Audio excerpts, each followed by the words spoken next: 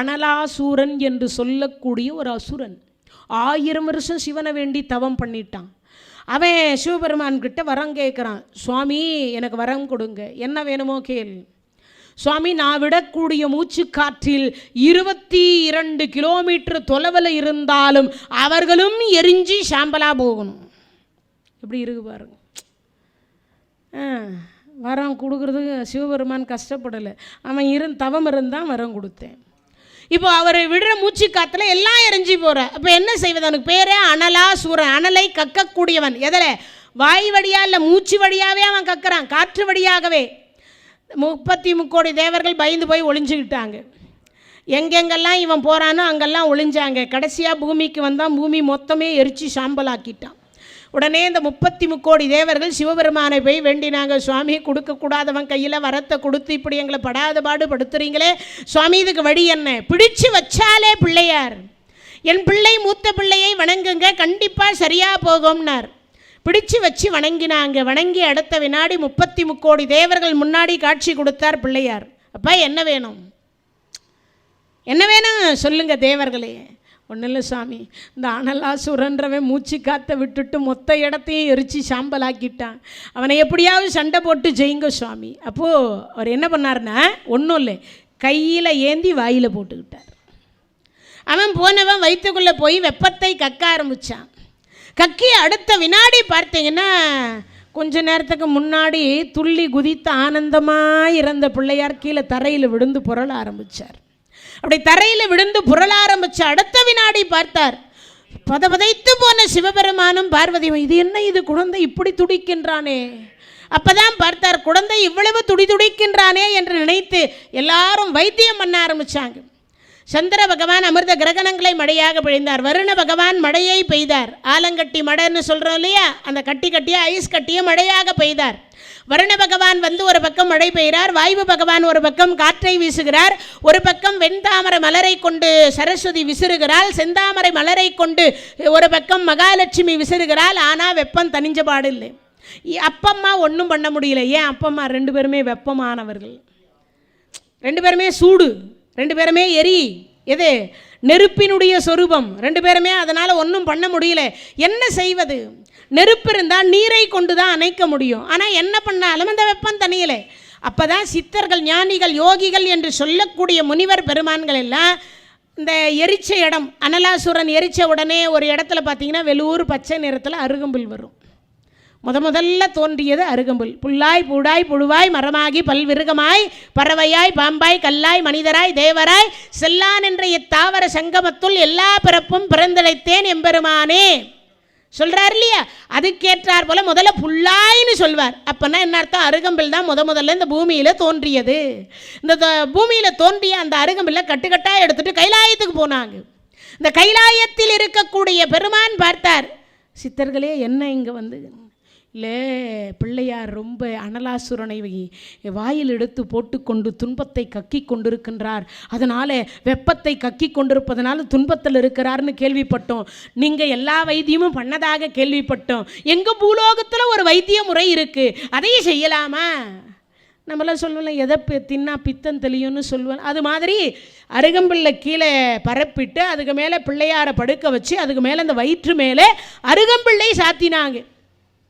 உள்ளுக்குள்ளே இருக்கக்கூடிய அனலாசூரன் அவன் ஜீரணமாகி போய்விட்டான்.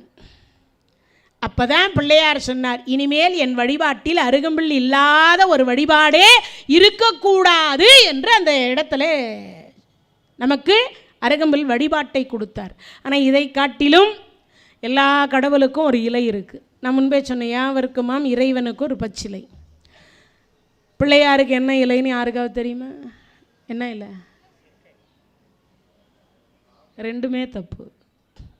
நான் இதை தொடங்கும் போதே முதல்ல ஒரு சொன்னேன், அதை நல்லா கவனிச்சிருந்தீங்கன்னா கண்டுபிடிச்சிருக்கலாம். சிவபெருமானுக்குரிய மரம் என்னது? இப்போ சொன்னது வன்னிய மரம். சிவபெருமானுக்குரியது வன்னிய மரம் கிடையாது. சிவபெருமானுக்குரிய மரம் என்பது அரச மரம். அரச மரத்துக்கும் வேப்ப மரத்துக்கும் தான் கல்யாணம் பண்ணுவாங்க, வேறு எந்த மரத்துக்கு கல்யாணம் பண்ணுவாங்க பார்த்துருப்பீங்க இல்லையா? சிவபெருமான் என்பது அரச மரம். ஏன் 97.9% கொடுக்கக்கூடிய தூய காற்றை கொடுக்கக்கூடிய ஒரே ஒரு மரம் எது? அரச மரம். அது மட்டும்தான் அவ்வளவு தூய காற்றை கொடுக்கும், வேறு எந்த மரமும். அதனால தான் உங்களுக்கெல்லாம் இங்கே பெண்களுக்கு ஒரு பழமொழி சொல்லியிருப்பீங்களே, அரசனை நம்பி புருஷனை கை விட்டுட்டா. அது தப்பானமாக நாம் புரிஞ்சு வச்சுருக்கணும். அந்த பழமொழியை கரெக்டாக புரிஞ்சுக்கோங்க. இப்பயாவது கல்யாணம் ஆகி குழந்தை இல்லை, ஒரு முனிவர்கிட்ட ஒரு குருக்கிட்ட போனாங்க. கணவன் மனைவி கையை பிடிச்சி பார்த்தார் குரு. பித்தம் அதிகமாக இருந்தது, கர்ப்பப்பையில் பித்த நாடி அதிகமாக இருக்குது, குழந்தை நிற்கிறதுக்கு வாய்ப்பு இல்லை. அரச மரத்தை தினமும் 9 முறை 2 பேரும் வலம் வாங்க, சுத்தபத்தமாக இருந்து வலம் வாங்கன்னார். இப்படி 3 வருஷம் வலம் வந்தாங்க. மறுபடியும் போகிறாங்க. 3ஆவது வருஷம் போகும்போது, போடி அந்த சாமியாருக்கும் வேலை இல்லை, உனக்கும் வேலை இல்லை, 3 வருஷமாக சுற்றுறேன், இன்னும் ஒரு புழுவியும் காணும் பூச்சியும் காணும்னு கணவரை வர மறுத்துட்டார். மனைவி மட்டும் போனாங்க. போன உடனே அந்த அம்மா நடந்ததெல்லாம் சொன்னாங்க. எங்கம்மா உங்கள் வீட்டுக்கார காணோம், 3 வருஷமாக வந்தார், இப்போ ஏன் வரல? சுவாமி நாங்களும் 3 வருஷமாக சுற்றுறோம், ஆனால் ஒன்றும் காணமே சுவாமி. ஆமாம், அவர் எங்கம்மா? அவர் அவங்க அம்மா வீட்டில் இருந்து அரச மரத்தை சுற்றுறார், நான் எங்கள் அம்மா வீட்டில் இருந்து அரச மரத்தை சுற்றுறேன்னு சொன்னாங்க. இப்போ புரிஞ்சிருக்கும்னு நினைக்கிறேன்.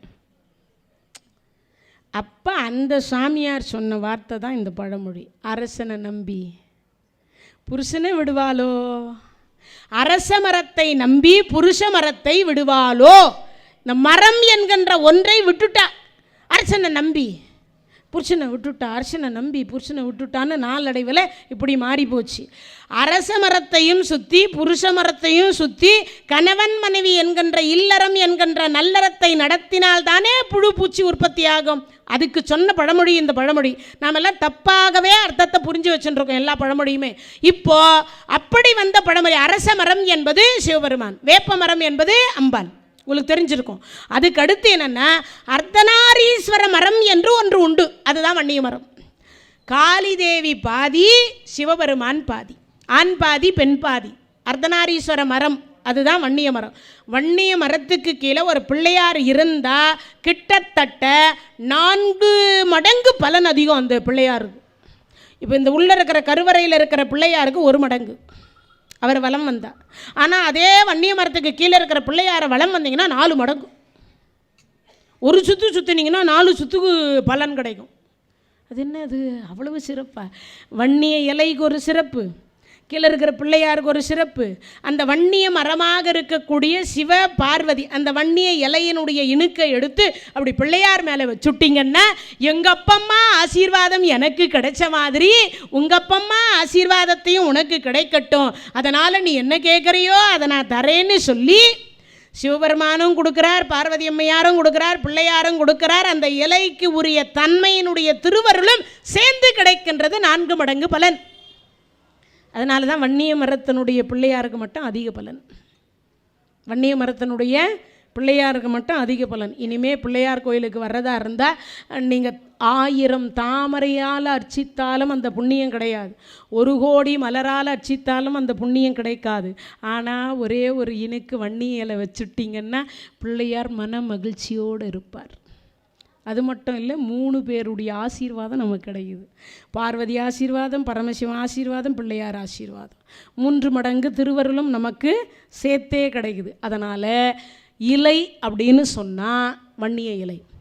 சிவபெருமானுக்குரியது வில்வ இலை, அம்பாளுக்குரியது வேப்பிலை, பெருமாளுக்குரிய எல்லா வழிபாட்டிலையும் துளசி, பிள்ளையாருக்குரிய வழிபாட்டுக்குரிய இலை அருகம்பில் அது புல்.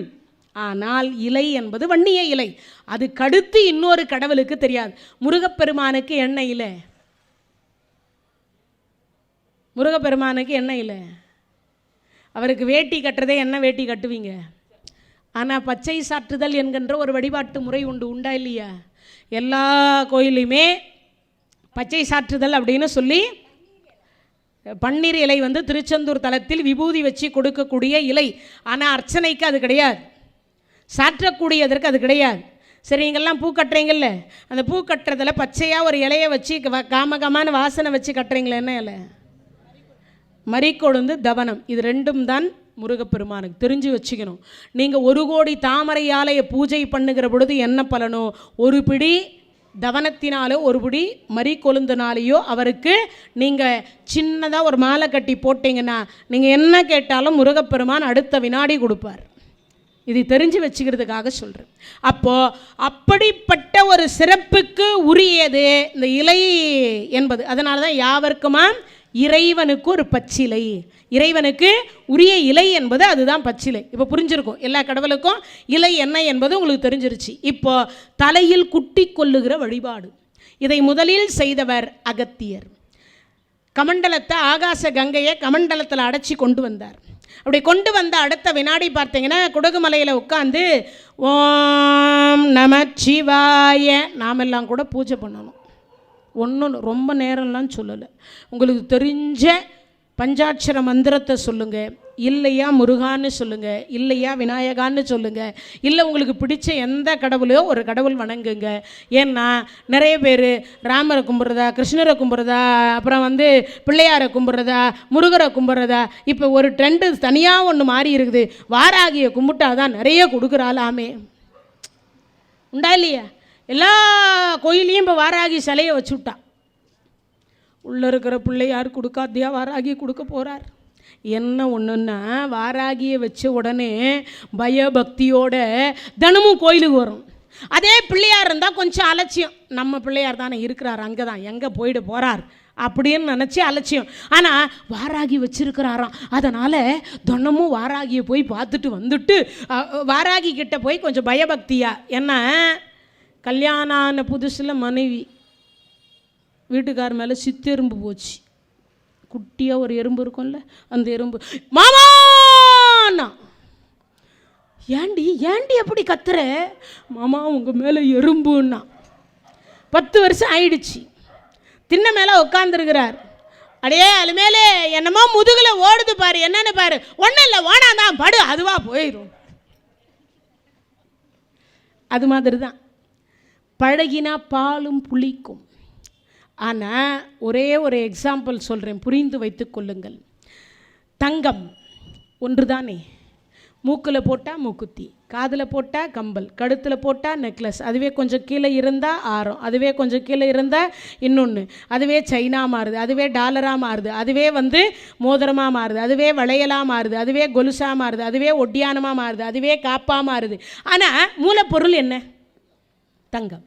அரிசி ஒன்று தானே, இட்லியாக இருக்குது, தோசையாக இருக்குது, இடியாப்பமாகுது, ஊத்தாப்பமாகுது, அதிரசமாகுது, முறுக்காக இருக்குது, சாம்பார் சோறாகுது, சக்கரை பொங்கலாகுது, வெண்பொங்கலாக இருக்குது, அப்புறம் வெஜிடேபிள் ரைஸாக இருக்குது, அப்புறம் பிரியாணியாக இருக்குது. அதிலையே பல வகை செய்கிறோம். ஆனால் மூலப்பொருள் என்ன? அரிசி தானே. அப்போது மூலம் என்று சொல்லக்கூடியது இறைவனுடைய திருவருள். உருவம் இடத்திற்கு தகுந்தாற் போல, அந்த வண்ணங்களுக்கு தகுந்தாற் போல பேர் மாற்றப்படுகிறது, அவ்வளவுதான் விஷயம். ஆனால் உன் பக்தி எவ்வளவு, உன் அன்பு எவ்வளவு, நினைந்து நினைந்து உணர்ந்து உணர்ந்து நெகிழ்ந்து நெகிழ்ந்து ஊற்றிடும் கண்ணீர், அதனால் உடம்பு நனைந்து. மற்ற எல்லா பொருளும் இறைவன் கொடுத்தது. உங்களுக்கு எல்லாருக்கும் நினைவுபடுத்துகிற மற்ற பொருள்கள் எல்லாமே இறைவன் கொடுத்தது. நீங்கள் இறைவன் கொடுத்த பொருளை தான் அபிஷேகம் பண்ணுறீங்க, ஆராதனை பண்ணுறீங்க, யாகம் வளர்க்குறீங்க, எல்லாம் பண்ணுறீங்க. ஆனால் உங்களால் உற்பத்தி செய்யக்கூடிய ஒன்றே ஒன்று எதுன்னா கண்ணீர். வேறு எதனாலையும் நீங்கள் அர்ச்சனை பண்ணணும்னு அவசியம் இல்லை. கடவுள் முன்னாடி போய் மனமாற உருகி நினைந்து நினைந்து உணர்ந்து உணர்ந்து நெகிழ்ந்து நெகிழ்ந்து ஊற்றிடும் கண்ணீர், அதனால் இந்த உடம்பு நனையணுமா? அப்படி மட்டும் உருகி இறைவனிடத்தில் அன்பை செலுத்தி நீங்கள் பிரார்த்தனை எது வேண்டுமானாலும் வைத்தாலும். அதுக்காக பிரார்த்தனைன்னா பக்கத்து வீட்டுக்கார் 102 இன்ச்சில் டிவி வாங்கிட்டார், ஏற்கனவே 3 ஃப்ளாட் இருக்குது, 4ஆவதாக ஒரு ஃப்ளாட் வாங்கிட்டார், ஏற்கனவே 2 கார் இருக்குது, 3ஆவதாக வாங்கிட்டார், நாம் வாங்க முடியலையேன்னெல்லாம் கடவுள்கிட்ட முறையிடக்கூடாது. நியாயமாக, சுவாமி எனக்கு நோய் இருக்குது, ஒரு சொந்த வீடு இல்லை, அதே மாதிரி எனக்கு ஒரு எனக்கு சீக்கிரமாக கல்யாணம் ஆகலை, எனக்கு நல்ல மருமகள் இல்லை, இல்லை நல்ல மகன் இல்லை, என் குழந்தையை திருத்து, ஒரு கல்வியை கொடு, நல்ல வேலையை கொடு, நல்ல குழந்தை பாக்கியத்தை கொடு, அவர்கள் ஆரோக்கியத்தை கொடு, அதே மாதிரி என்னையும் ஆரோக்கியமாக வைத்துக்கொள். அதே மாதிரி நியாயமான ஆசையைத்தான் இறைவனிடத்தில் முறையீடாக வைக்க வேண்டுமே தவிர, வேண்டுதலாக வைக்க வேண்டுமே தவிர, பக்கத்து வீட்டுக்கார் வாங்கிட்டார், எழுத்த வீட்டுக்கார் வாங்கிட்டார், மாமா வாங்கிட்டார், மச்சான் வாங்கிட்டார், அக்கா வாங்கிட்டார், இதெல்லாம் வைக்கக்கூடாது. இதெல்லாம் வச்சா நம்மளுடைய பேராசை என்பது அதனுடைய பொருள். அப்பன்னா அதுக்கெல்லாம் கடவுள் மேலே நிந்தித்தனா நம்ம கடவுளை குற்றம் சொல்லக்கூடாது. அப்போனா என்ன அர்த்தம்? நியாயமாக இருக்க இடம், உண்ண உணவு, உடுக்க உடை. இன்னொரு விஷயத்தை நீங்கள் எல்லாரும் மனசில் வச்சுக்கோங்க. எத்தனை பேர் அவரவர்கள் வேட்டியை, அவரவர்கள் புடவையை, அவரவர்கள் ஃபேண்ட்டை அவரவர்கள் கையினால் உடுத்தி கொள்ளுகிறீர்களோ அவர்கள் அத்தனை பேரும் 1000 கோடி வைத்திருக்கக்கூடிய கோடீஸ்வரர்கள். எத்தனை பேருக்கு கை இல்லை, எத்தனை பேருக்கு கண் இல்லை, எத்தனை பேருக்கு கால் இல்லை? நீங்கள்லாம் ஒவ்வொரு முறையாவது, ஒரு மாதத்துக்கு ஒரு முறையாவது இந்த ஜிஹெச், ராயப்பேட்டை, ஸ்டான்லி எல்லாம் போய் பார்த்துட்டு வரணும். அங்கே இருக்கக்கூடிய கோராமைகள் எல்லாம் எவ்வளவு இருக்குன்னு யோசித்து பாருங்க. அப்போ அவ்வளவு சிறப்புகள் இருக்கா இல்லையா? அப்போ நம்ம புடவையை நாம் உடுத்திக்கிறதுக்கு எத்தனை கோடி நன்றி சொல்லணும் கடவுளுக்கு. நமக்கு கண்ணு கொடுத்ததுக்கு எத்தனை சொல்லணும்? ஒன்றும் இல்லை, ஒரு தூசு விழுந்துருச்சுன்னு கடவுள் யார்கிட்ட? டாக்டர்கிட்ட போகிறோம். அவன் அந்த டாக்டர் சொல்கிறார் 1 லட்சம் ஆகும். அப்ப இத்தனை வருஷமாக கண் பார்வை கொடுத்த கடவுள் நமக்கு எத்தனை லட்சத்தை கொட்டி கொடுத்திருக்கிறார் யோசித்து பாருங்கள். ஒரு 6 வருஷம் டாக்டர் பட்டம் வாங்கிட்டு 1 லட்சம் ரூபாய் கேட்கிறார் ஒரு நிமிடம் அவர் நமக்கு ட்ரீட்மெண்ட் செய்வதற்கு. ஆனால் இத்தனை வருஷமாக கண் பார்வை என்பதை நேரடியாக நல்ல முறையில் கொடுத்திருப்பதற்கு எத்தனை முறை அந்த கடவுளுக்கு நன்றி சொல்லியிருக்கிறோம்?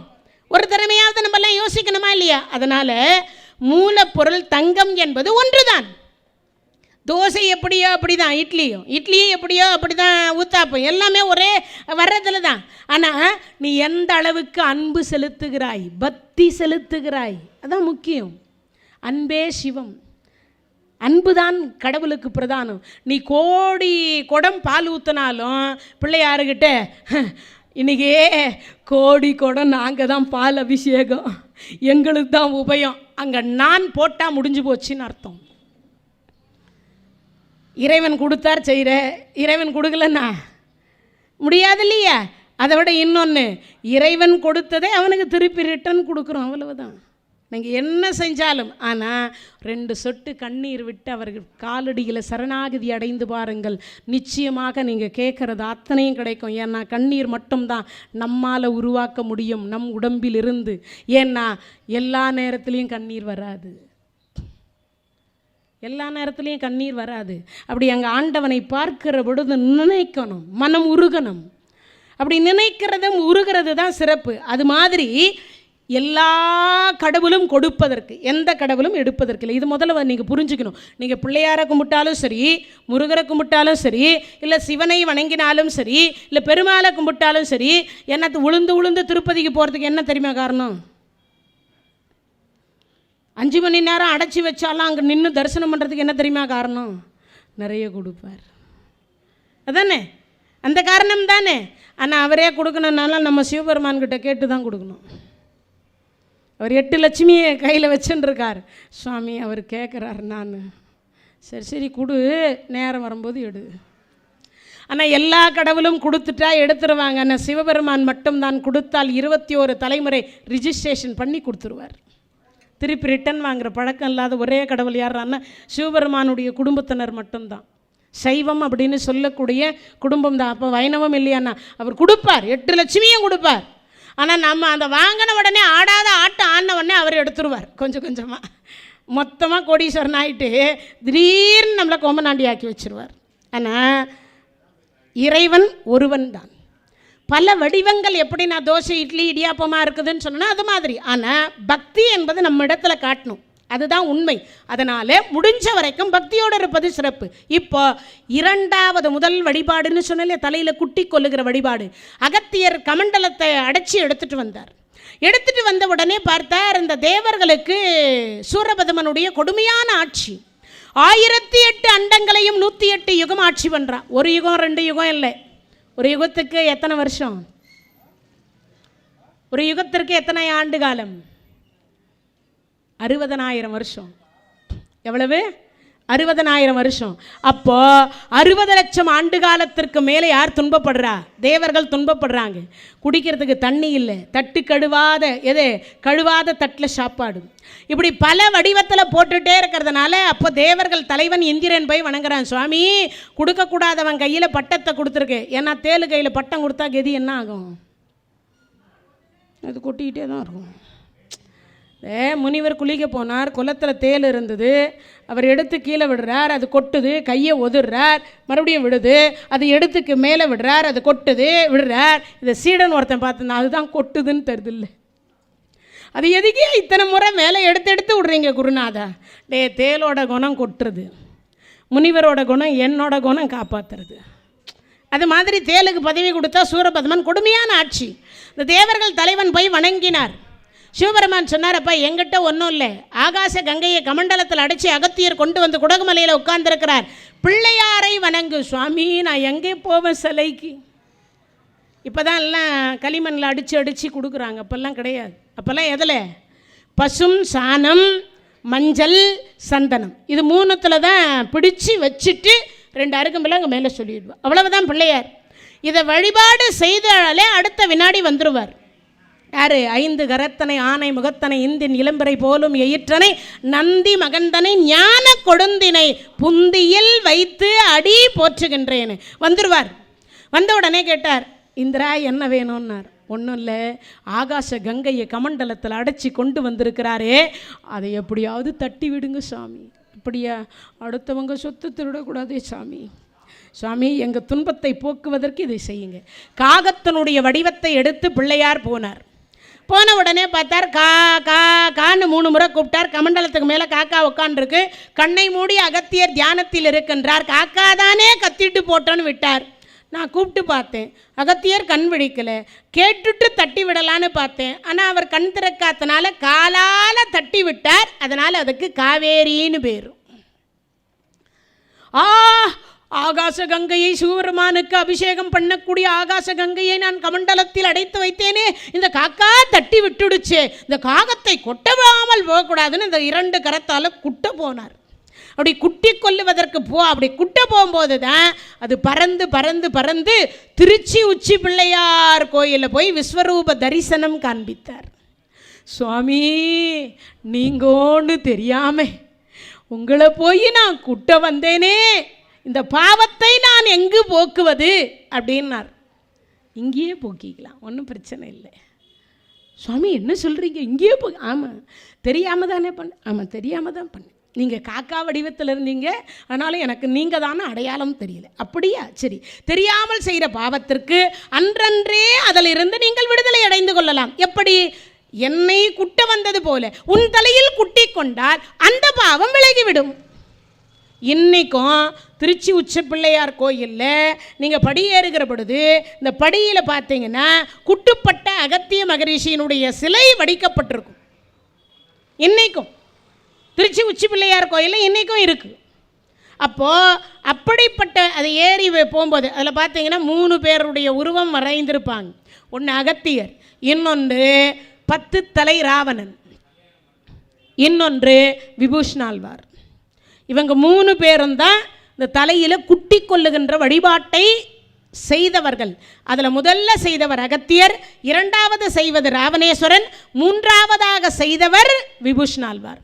ஸ்ரீரங்கநாதரை கொண்டு வந்த பொழுது தடுத்தாட்கொண்டு திருச்சியில் வைக்கப்பட்டது பிள்ளையார் தான். அதே மாதிரி 1000 வருஷம் தவம் இருந்தான். யாரவன்? ராவணேஸ்வரன்.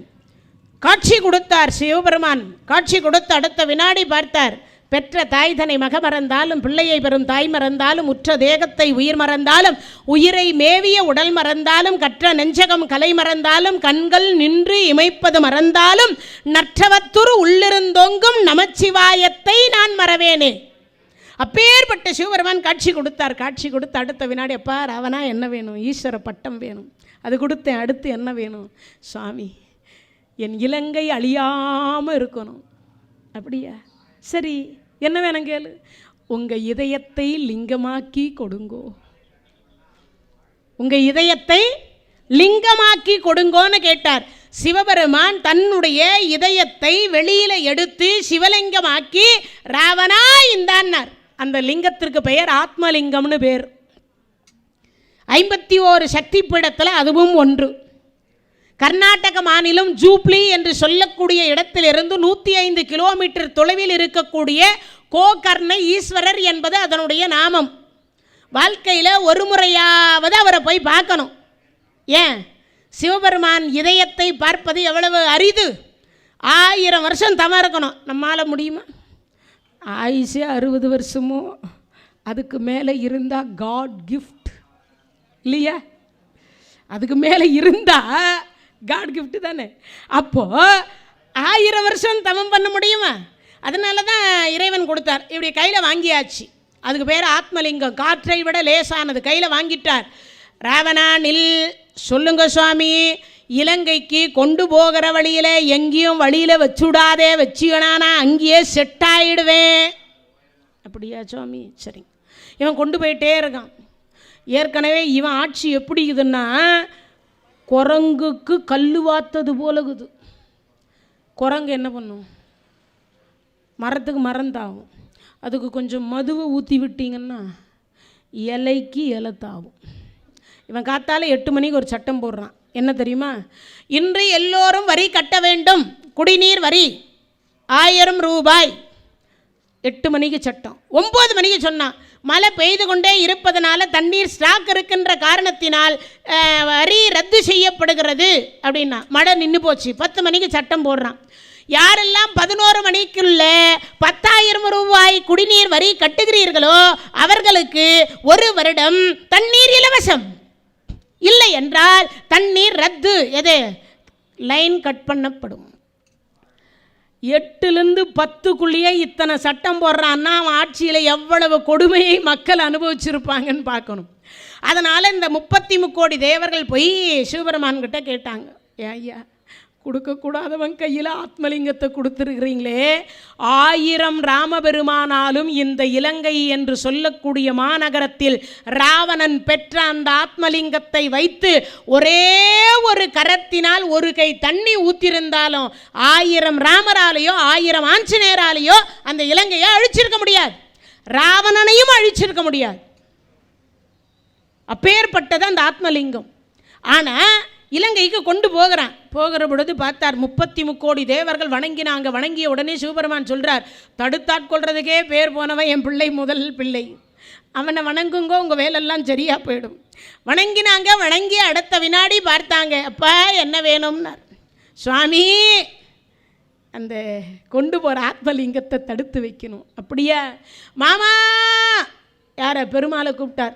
நீங்கள் அத்தையோட சீக்கிரமாக வாங்கும். வந்தார். மாமா அத்தை மாடா வரட்டும், நீங்கள் கண்ணுக்குட்டியாக வாங்க மாமா. மாடு மேய்க்கிற சிறுவனாக பிராமண பிள்ளையாக இவர் மாறிட்டார். மாறின அடுத்த வினாடி இப்படி போகிறாங்க. அடியே லட்சுமி, ஏன் மருமகனே, என் முன்னாடியே என் பொண்டாட்டியே அடியே லட்சுமின்னு கூப்பிட்றியே, நியாயமா இது? மாமா இதெல்லாம் சும்மா மாமா, அதெல்லாம் ஒன்றும் கண்டுக்கக்கூடாது. அக்கறைக்கு இக்கரை பச்சை, இங்கேயே மேடினா அங்கே போகிறா பார். அப்போ தான் ராமன் அந்த வழியாக வரான். வந்தவனை பார்த்தார். வருண பகவானே, நீங்கள்லாம் கூட நன்றி சொல்லிடுங்க. எதுக்கு? ஆமாம், இல்லைன்னா நான் இந்நேரம் உள்ளே உக்காந்துருக்கணும். அது எவ்வளவு பேர் உட்காந்துருப்பா, எவ்வளவு பேர் கேட்பா. மழை பெய்யுது, நாளைக்கு பார்த்துக்கலாம். அப்படியா?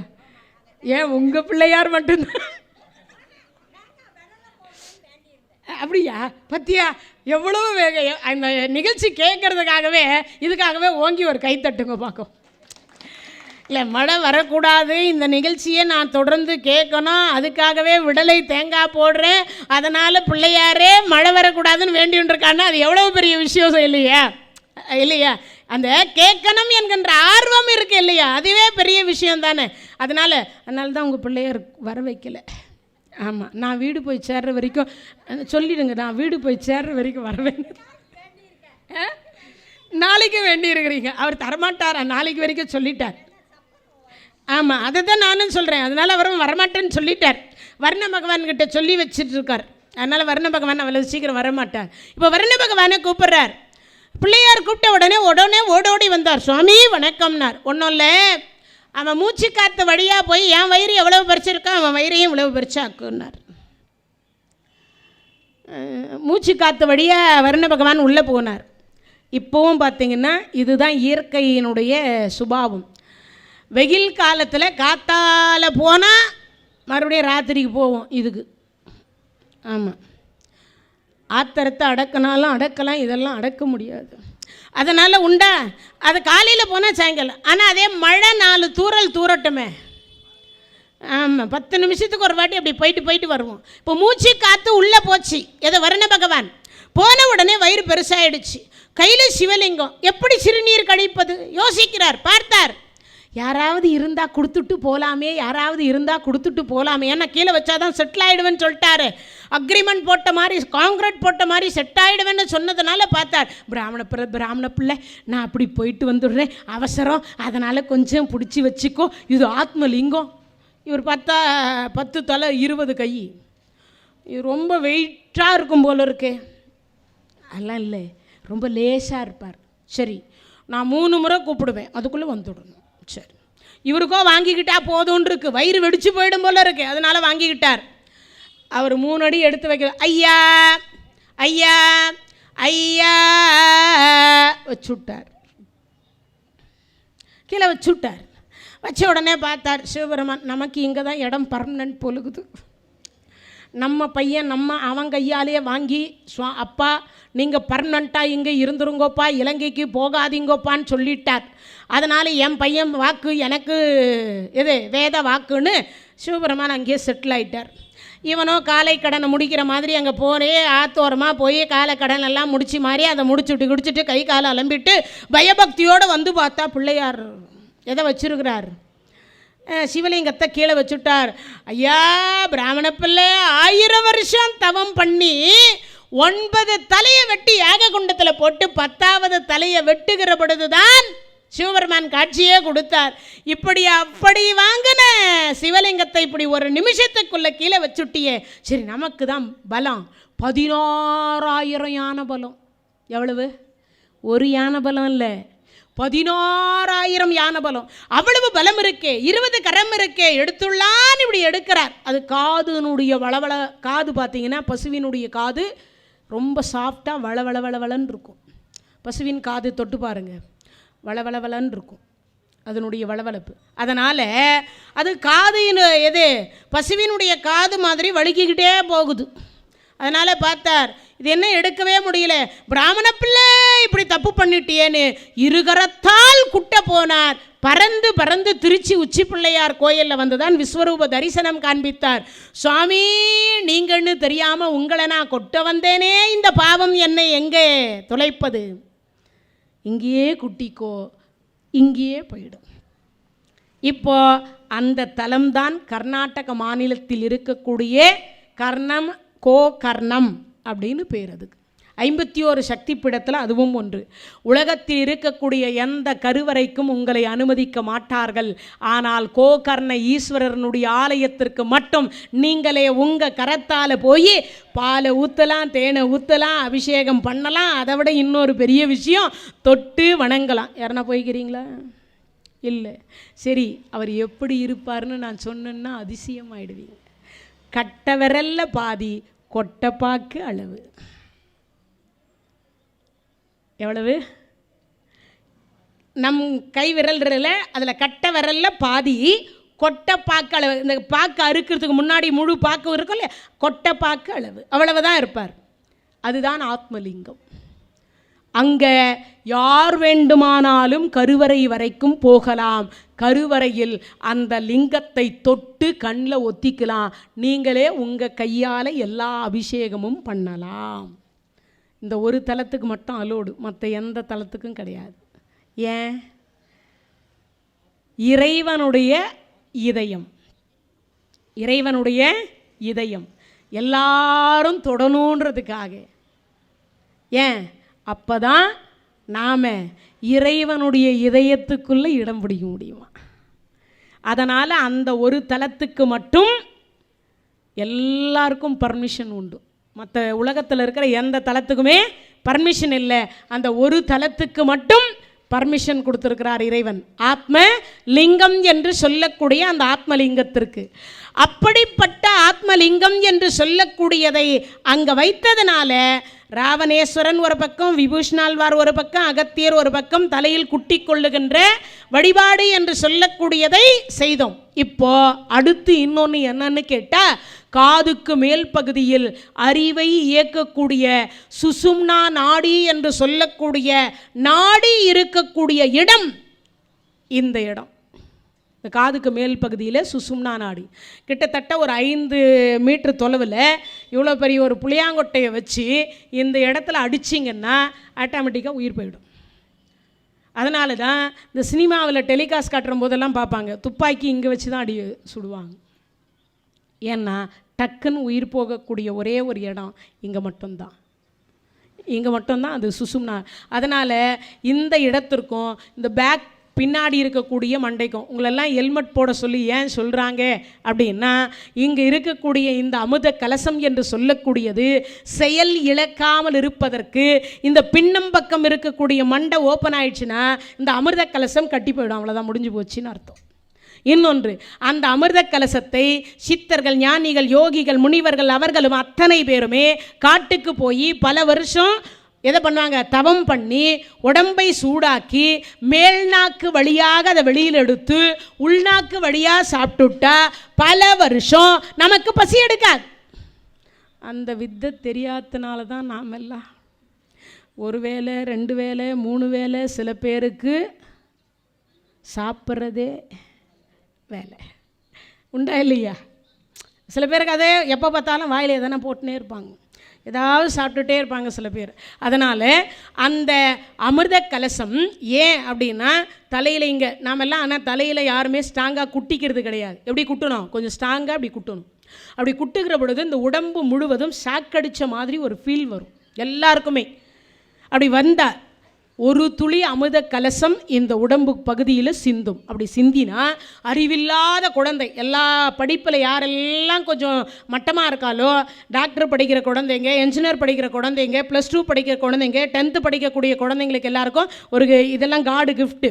தினமும் நாளையிலிருந்து ஒரு 48 நாள் குழந்தைங்களை விடியற காலையில் ஒரு 4:30 மணிக்கு எழுப்ப வச்சு கோயில் நடையே சாத்தியிருந்தால் கூட இங்கே வந்துட்டு குளிச்சுட்டோ குளிக்காமையோ கை கால் மூஞ்சி அடம்பிட்டு ஒரு 3 முறை தலையில் குட்டி கொண்டு 3 தோப்பு கரணத்தை போட்டுட்டு போய் படிக்க சொல்லுங்க. அந்த குழந்தைக்கு ஞானம், அறிவு ஆட்டோமேட்டிக்காக வளரும். ஏன் அப்படின்னு ஒரு கேள்வி வரும். இந்த அமிர்த கலசம் உடம்புல ஒரு துளி சிந்தும். சிந்தினால் நோய் வராது. பிளட் சர்க்குலேஷன் என்று சொல்லக்கூடியது கரெக்டாக இருக்கும். இன்னொன்று, ஹார்ட் அட்டாக் வராது. இன்னொன்று, பக்கவாதம் என்று சொல்லக்கூடிய நோயே வராது. ஆனால் நாங்கள்லாம் தோப்புக்காரனா பல வருஷமாக போட்டுன்னு தானே இருக்கிறோம், பல வருஷமாக தலையில் குட்டி கொண்டு தானே இருக்கிறோம். ஆனால் எப்படி குட்டிக்கிறீங்க, அவ்வளவுதான். அப்புறம் என்ன பண்ணுறோம்? ஆனால் தோப்பு கரணத்துக்கு ஒரு முறை இருக்குது. கட்டை விரல் 2ம் இப்படி ஒன்றா இருக்கணும், கால் கட்டை விரல் 2மே ஒன்றா இருக்கணும். வலது கரம் இடது காதில் இருக்கணும், இடது கரம் வலது காதில் இருக்கணும். 3 தோப்பு கரணம் கண்டிப்பாக உட்கார்ந்து எந்திரிக்கணும். ஆனால் மண்டையை ஆட்டிட்டு எந்திரிக்கிறதுக்கு பேரில் நீங்கள் அதை முயற்சி பண்ணிகிட்டே வந்தீங்கன்னா ஆட்டோமேட்டிக்காக உங்களுக்கு வந்துடும். அதுக்கப்புறம் இந்த முட்டி வலி வராது, இந்த இடுப்பு வலி வராது. இன்னொன்று என்ன பிரச்சனைனா பக்கவாதம் வரவே வராது. சரியாக இயங்கும் நாடி என்கின்ற சுசும்னா நாடி சரியாக இயங்கிக் கொண்டே இருந்தால் நமக்கு பிரச்சனை என்பது வரவே வராது. உடல் ஆரோக்கியம் என்று சொல்லக்கூடியது வரும். இன்னொன்று, நினைவாற்றல் பெருகக்கூடிய வழிபாட்டு முறையில் இந்த தலையில் குட்டி கொள்ளுகின்ற வழிபாட்டு முறைதான் முதன்மையானது.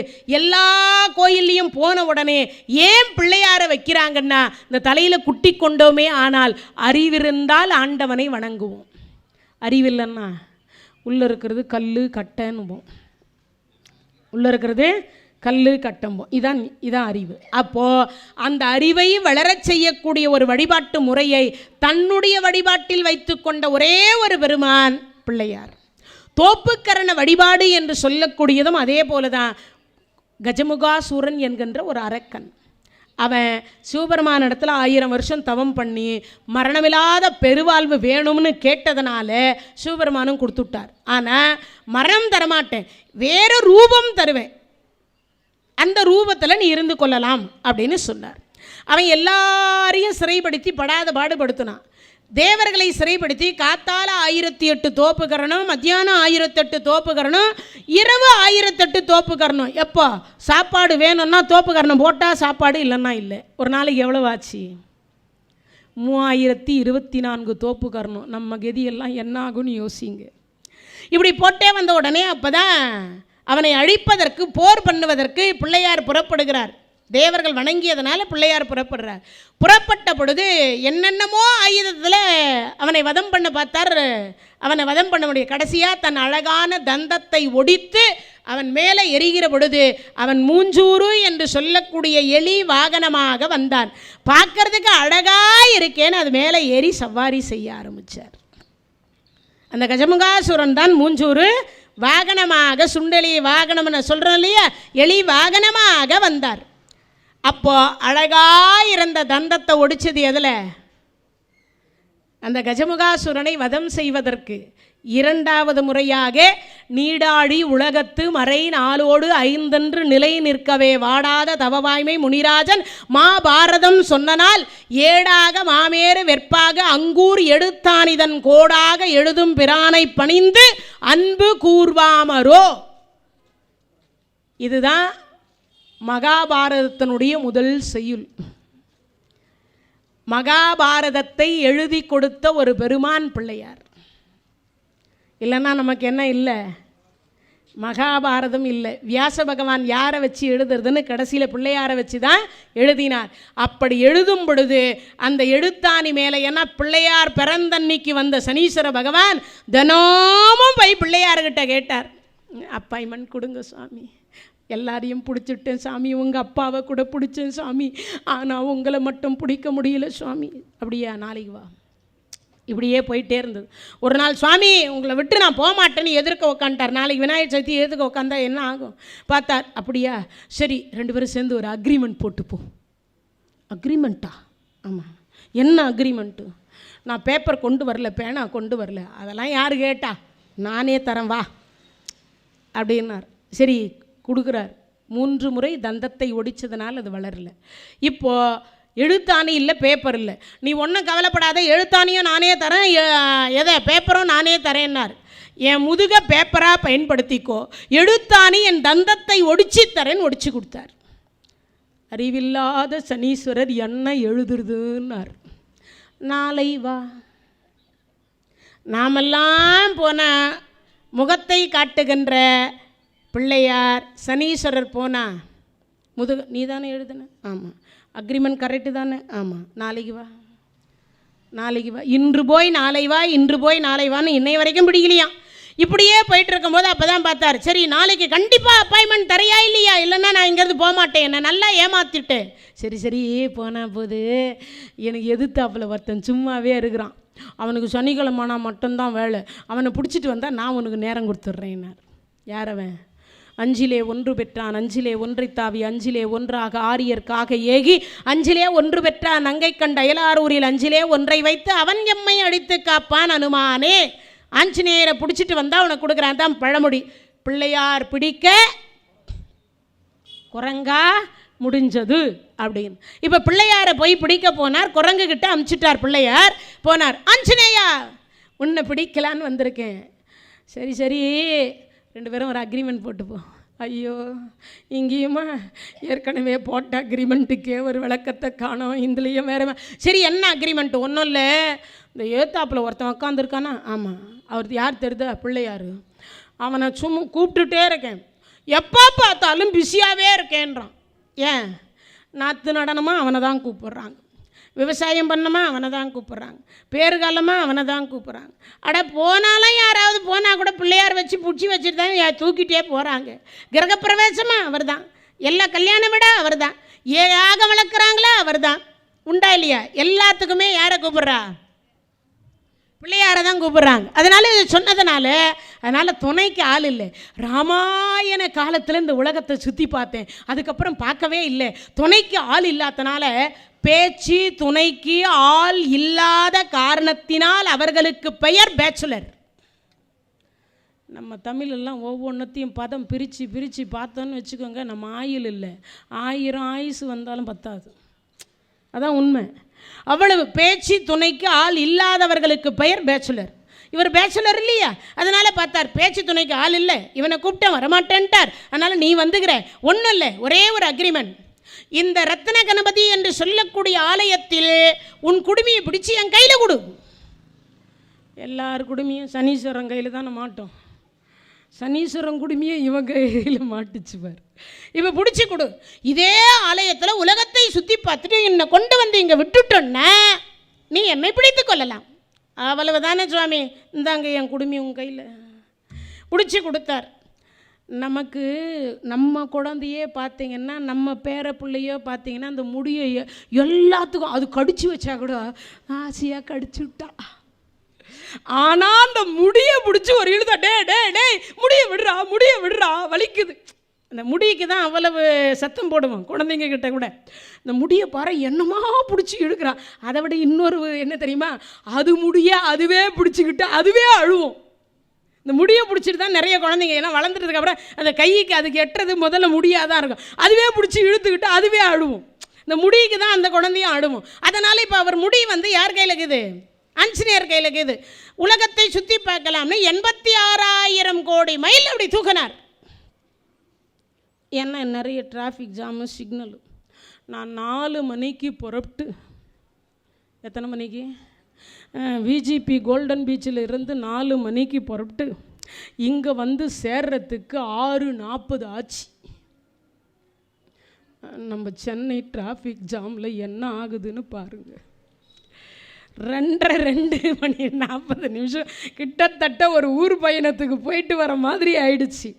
அவசரமாக என்ன நான் 6:30க்கு இங்கே இருப்பேங்க ஐயா அப்படின்னு. ஆனால் 10 நிமிஷம் லேட் ஆகிடுச்சேன்னு அவசரம். ஆமாம், அதில் வரும்பொழுது வேறு அண்ணா வண்டி ரிப்பேர். ஆமாம், ஃபால்ட் ஆச்சு. அவரை எங்கே மத்திய கைலாஷ்லேயே கைட்டி விட்டு அவர் அப்புறமா நீங்கள் வண்டியை பார்த்து நீங்கள் அதுக்கப்புறம் எடுத்துகிட்டு வாங்கன்னு சொல்லிவிட்டு அதுக்கப்புறம் நான் அவசரமாக ஒரு ஆட்டோவை பிடிச்சி அதுக்கப்புறம் அங்கேருந்து திருப்பி கடை ஓடி வந்து டிராஃபிக்கு செம்ம டிராஃபிக்கில் மாட்டி அதுக்கப்புறம் வர்றதுக்குள்ளே பாடாயிடுச்சு. ஆனால் கேட்டார் வந்த உடனே, ஏதாவது சிரமமாக இருந்துச்சா? இல்லை. அதை ஏன் இப்போ சொல்கிறேன்னா, ஆஞ்சநேய சுவாமிகள் சொல்ல வைக்கிறார், நான் சொல்ல வைக்கல. அவர் சொல்ல. ஏன்னா நான் கீழே நிறைய டிராஃபிக் ஜாமு சிக்னல் இருக்குது, பில்டிங் எல்லாம் பெருசாக எழுப்பிட்டேன். நம்மளால் போய் பார்க்கணுன்னா ஒரு உலகத்தை சுற்றி பார்க்கறதுக்குள்ளே ஒரு வருஷம் இல்லை 1000 ஆண்டு காலம் ஆனாலும் ஆகும். அதனால் பார்த்தார். 86,000 கோடி மைலில் மேலே தூக்கினார். இந்த முடியை 86,000 மைல் மேலே தூக்கினா கதி என்ன ஆகும்? அதுவும் ஆஞ்சநேயர் சுவாமியினுடைய வேகத்திற்கு நான் ஒரு கருவி சொல்கிறேன் பாருங்க.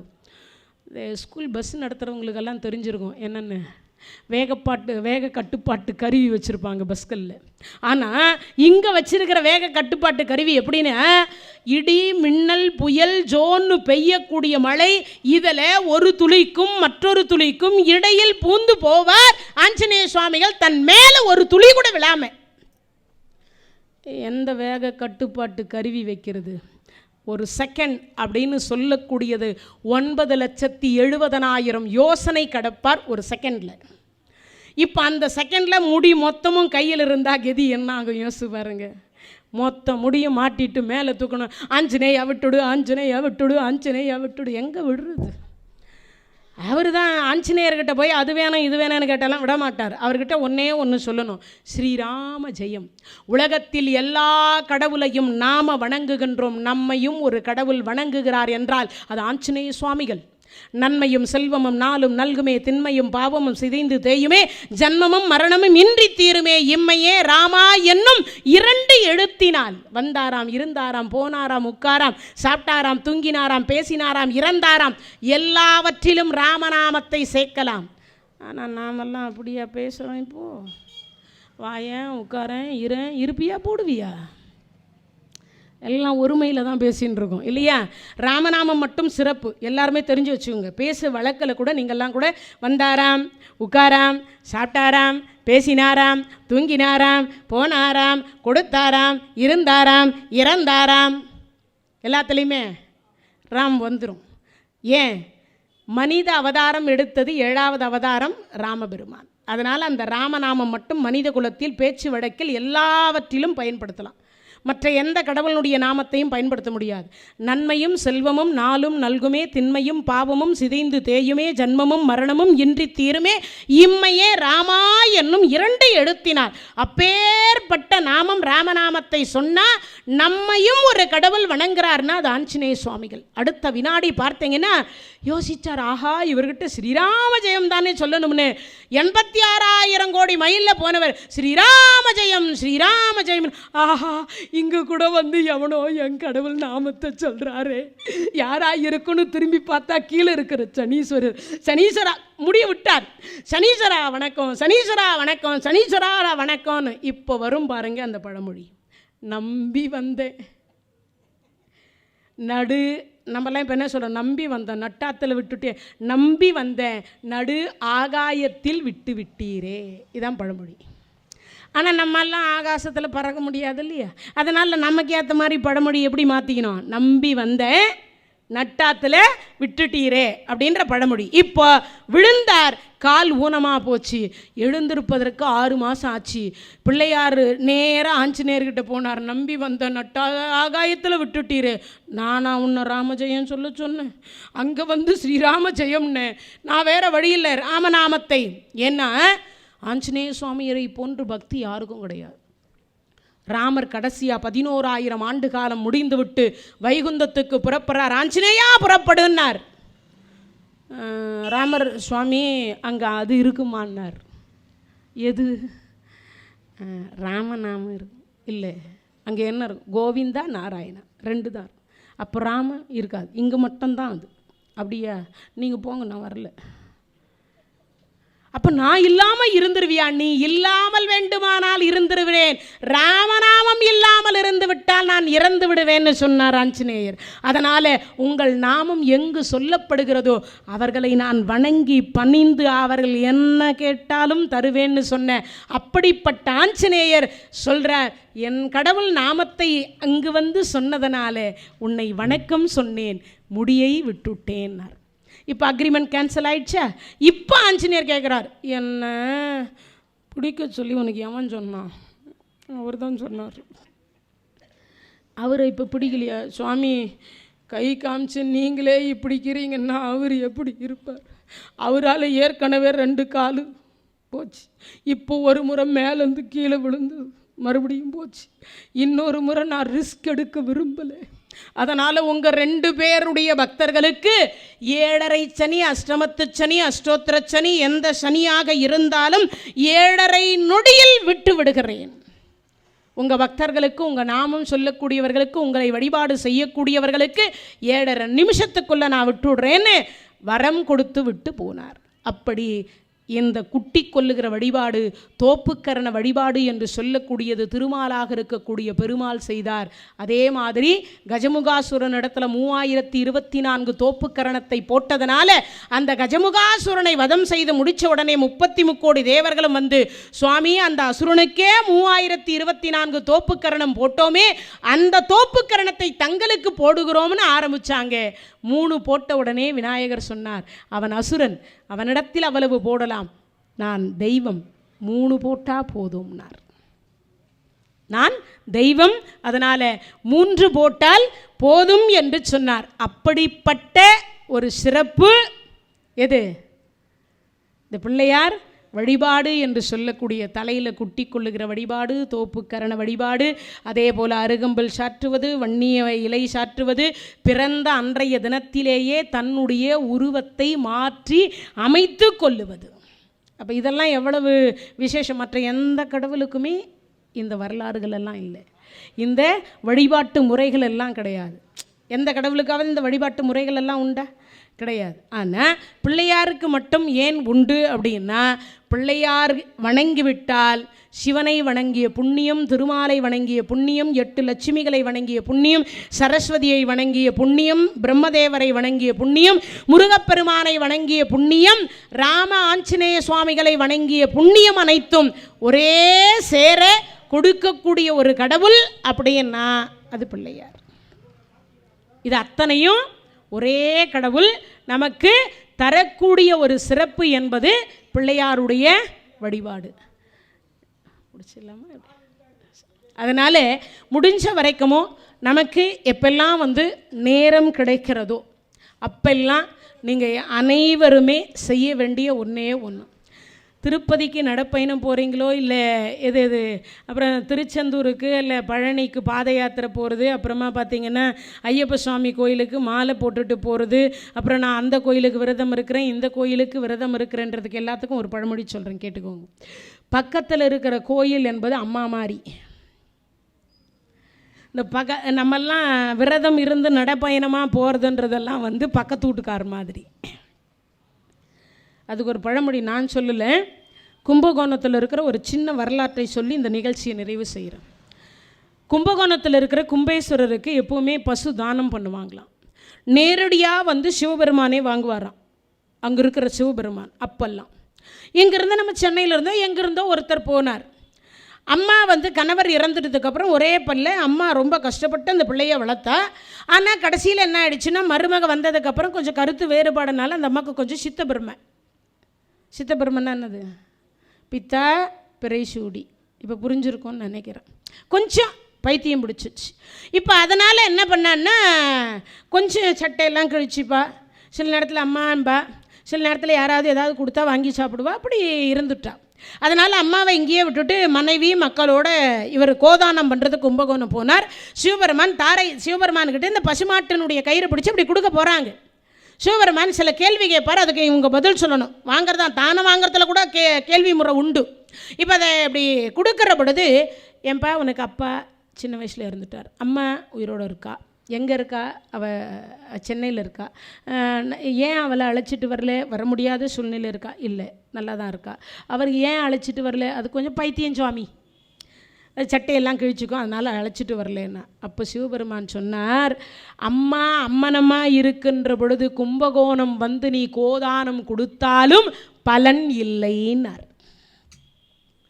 அம்மா அம்மனமாக இருக்கின்ற பொழுது நீ கும்பகோணம் கோதானம் கொடுத்தாலும் பலன் இல்லை. அதனால் தாயில் சிறந்த கோயில். முடிஞ்ச வரைக்கும் இந்த பிரசங்கத்தை கேட்குறவங்க அத்தனை பேரும் அப்பா அம்மாவை முதியோர் இல்லத்துக்கு போகாமல் ஒருவேளை சாப்பாடாவது சாப்பிட்டியான்னு கேட்குற பிள்ளைங்களாக இருக்கணும்னு பிள்ளையார்கிட்ட வேண்டிக்கணும். ஒன்று. இன்னொன்று என்னன்னு கேட்டால், இங்கே பக்கத்தில் தெருவில் இருக்கக்கூடிய கோயில்கள் தான் அம்மா. அப்புறம்தான் திருப்பதி வெங்கடாச்சலபதி, அப்புறம்தான் பழனி ஆண்டவர், அப்புறமா தான் ஐயப்ப சுவாமி, அப்புறம்தான் நமக்கு எல்லாமே. அப்போது வாரத்துக்கு ஒரு முறைன்னு இல்லை, குளித்து முடித்த உடனே நேராக அப்பா ரத்தன கணபதி அப்படின்னு சொல்லி ஒரு கும்பிடு போட்டு 2 தலையில் 3 முறை குட்டி கொண்டு ஒரு 3 தோப்பு கரணத்தை போட்டுட்டு, எல்லாம் உன் செயல், கொடுக்கறது எதுவாக இருந்தாலும் தனம் தரும் கல்வி தரும் ஒரு நாளும் தளர்வரியா மனம் தரும் நெஞ்சில் வஞ்சமில்லா இனம் தரும் நல்லன எல்லாம் தரும். உலகத்தில் எத்தனை கோடி நல்லதுக்குதோ அதெல்லாம் எனக்கு கொடு, கேட்கலாம் கடவுள்கிட்ட. ஏன்னா அவகிட்ட தான் கேட்க முடியும், யார்கிட்டையும் கேட்க முடியுமா?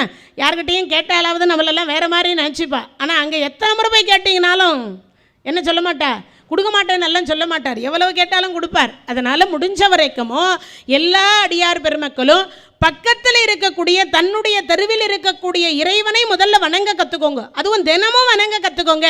ஒன்றும் இல்லை, ஒரு அகல் விளக்கேற்றுங்கோ, இல்லை ஒரு பால் வாங்கி கொடுங்கோ, ஒரு தயிர் வாங்கி கொடுங்கோ, ஒரு பஞ்சாமிர்தம் பண்ணி கொடுங்கோ. ஒன்றுமே இல்லைன்னாலும் இருக்க இடம் கொடுத்து, உண்ண உணவு கொடுத்து, அரிய ஒரு பிறவியாக கொடுத்து, அடுத்த பிறவி எப்பிறவி வாய்க்குமோ தெரியாது இறைவா, அதனால் இப்பிறவி கொடுத்ததற்கு, அதுவும் எது, கூன் குருடு செவடு பேடு நீங்கி பிறக்க வைத்திருப்பதற்கு உனக்கு நன்றினாவது சொல்லிட்டு போங்கோ.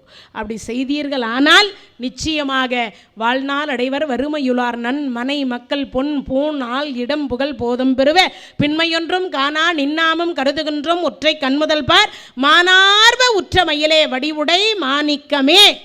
16 வகையான செல்வத்தை வள்ளலார் பெருமான் சொல்லுகிறார். எல்லா எல்லா நவரத்தனமும் பூமியில் புதைச்சி வச்சா கருத்து போயிடுமா. ஆனால் அந்த மாணிக்கம் மட்டும் 1,00,000 வருஷம் கூட பூமியிலிருந்து மேலே எடுத்த உடனே தண்ணி விட்டு கழுவுனா மாணிக்கம் மாதிரியே இருக்குமா, வேறு எதுவாகவுமே இருக்காது. அப்பேற்பட்ட ஒரு சிறப்பு மாணிக்கத்திற்கு உண்டு.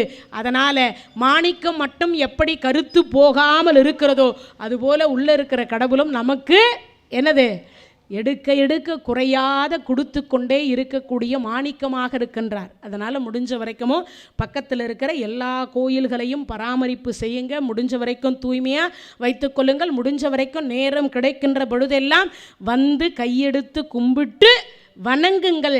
இறைவன் கொடுப்பதை எவராலையும் தடுக்க முடியாது. இறைவன் தடுப்பதை யாராலையும் கொடுக்க முடியாது. இது மட்டுமே நிஜம். அதனால் ஆண்டவன் கொடுக்கக்கூடியவன், ஆண்டவன் எடுக்கக்கூடியவன் அல்ல. ஏதாவது ஒரு கடவுளை நிச்சயமாக வணங்கி இறை பாதத்தில் நாம் எல்லாம் முக்தியடைய வேண்டும் என்று கேட்டுக்கொண்டு இவ்வளவு நேரம் இந்த நிகழ்ச்சியை கேட்டுக்கொண்டிருந்த அத்தனை அடியார் பெருமக்களுக்கும் எல்லாம் வல்ல இந்த ரத்தன விநாயக பெருமானாக இருக்கக்கூடியவர் நோயற்ற வாழ்வே குறைவற்ற செல்வம். ஏன்னா இன்னைக்கு அதுதான் ரொம்ப பிரதானமாக இருக்கின்றது. அதனால் அந்த நோயற்ற வாழ்வு. அதே போல் ஒன்று விஷயத்தை சொல்லினோம். விநாயகர் அகவல் பாடி கொடுத்த அவை சீதக்கலப செந்தாமரைப்பும் பாதச்சிலம்பும் பலையிசை பாட பொன்னரை நானும் பூந்துகில் ஆடையும் வண்ண மரங்கில் வளர்த்த அழகு எரிப்ப பேழை வயிறும் பெரும்பாட கோடும் வேலமுகமும் விலங்கு செந்தூரமும் என்று சொல்லி அந்த அகவல் பாடிய அவ்வை பிராட்டியாரை நாளைய தினத்தில் ஒரு நிமிடம் சேர்த்து நினைத்து கொண்டா. என்ன அவசர அவசரமாக பூஜை பண்ணாலாம். அப்படி பூஜை பண்ண உடனே பிள்ளையார் கேட்டாராம், என்னம்மா அவ்வளவு அவசரம்னாராம். சேரைமான் தொண்டரும் சுந்தரமூர்த்தி சுவாமிகளும் கைலாயத்துக்கு போகிறாங்கோ, எனக்கு துணை கிடச்சிருக்கு, அதனால் இன்னைக்கு கோச்சிக்காதே, அவசர அவசரமாக தான் நான் பூஜை பண்ணுவேன். பூஜை பண்ணிகிட்டு இருந்தா.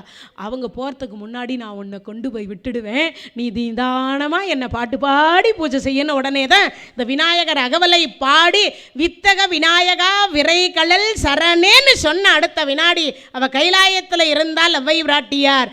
அதுக்கப்புறம் தான் சேரைமான் தொண்டரும் சுந்தரமூர்த்தி சுவாமினாவும் போனாங்க. அம்மா அவ்வையாரே நீ எப்படி இங்கே வந்தேன்னார்.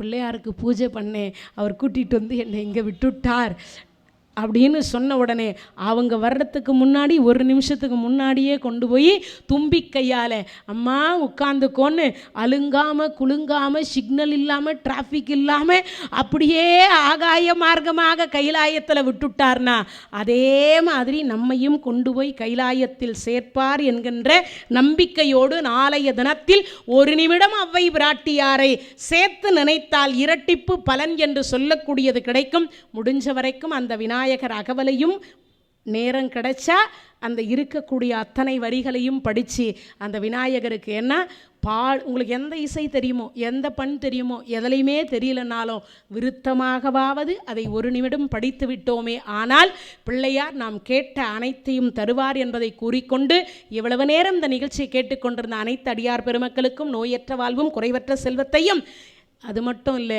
இந்த இடத்தில் என்னை அறிமுகம் செய்து வைத்த அனைத்து அடியார் பெருமக்களுக்கும் இவ்வளவு நேரம் சலிக்காமல் உட்கார்ந்துட்டு ரசித்து கேட்ட அத்தனை அடியார்களுக்கும் நன்றி கூறி மீண்டும் நல்லதொரு சந்தர்ப்பத்தில் வேறொரு தலைப்போடு சந்திக்கின்ற வரைக்கும் உங்களிடம் இருந்து விடைபெறுவது திருமுருக கிருபானந்த வாரியார் சுவாமிகளுடைய சிஷ்யை திருமதி லதா கதிர்வேல் என்பதை அன்போடு தெரிவித்துக் கொண்டு நன்றி கூறி விடைபெறுகின்றேன். நன்றி, வணக்கம். தென்னாடுடைய சிவனே போற்றி, எந்நாட்டவர்க்கும் இறைவா போற்றி, வெற்றிவேல் முருகனுக்கு அரோகரா. நன்றி, வணக்கம்.